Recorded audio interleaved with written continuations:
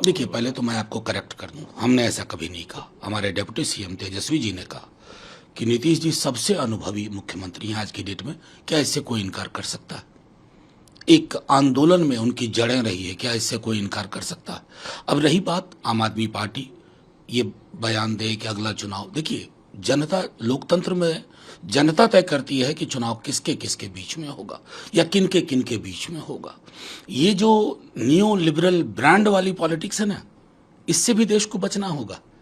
कि साबुन शैम्पू तो नहीं खरीद रहे हैं ना, कि ये वाला शैम्पू नहीं तो ये वाला शैम्पू। कार्यक्रम जीतता है, लोकोन्मुख कार्यक्रम, प्रगतिशील दस्तावेज।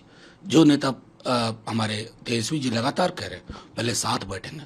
बड़ा विशाल देश है भाई ये, कश्मीर से कन्याकुमारी।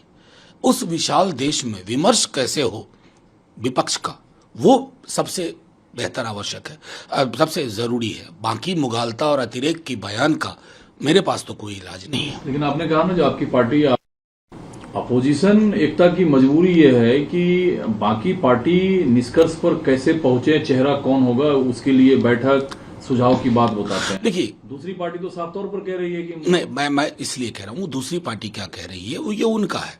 मेरा मानना है कि देश बहुत विशाल है, कश्मीर से कन्याकुमारी है ये देश।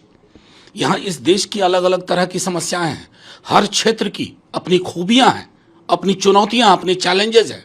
जब तक आप उसको नहीं समझेंगे तो ये जो मैं कह रहा हूँ ना कि ये जो नियो लिबरल पैराडाइम है कि मतलब इसको आप प्रेसिडेंशियल फॉर्म, ना ना ना ना ना कतई संभव नहीं है। मोदी जी के बरक्स कार्यक्रम तय होगा, लोकोन्मुख कार्यक्रम।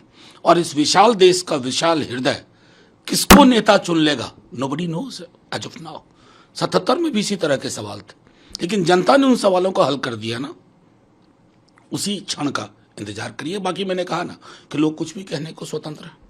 भारत की कश्मीर में मतदाता सूची को लेकर जो राजनीतिक बवाल है, इस बीच जम्मू कश्मीर प्रशासन ने स्पष्टीकरण दिया है कि कश्मीरी प्रवासी नियमों में कोई बदलाव नहीं किया गया है। ओवरऑल आपका क्या कहना है? देखिए, मेरा सीधे कहना है कि कश्मीर को इन्होंने एक ऐसा फुटबॉल बना दिया है ना, 2019 के बाद से फुटबॉल बना के उछाल दिया।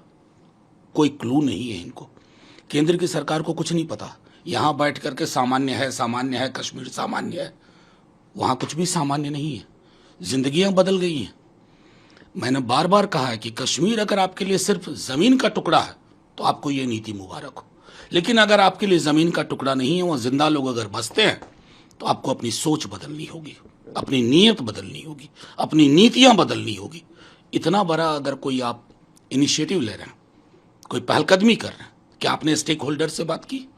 वहां पॉलिटिकल पार्टीज हैं, आपने भले उनको छत विछत करने की कोशिश की हो, लेकिन उनसे संवाद तो करेंगे ना।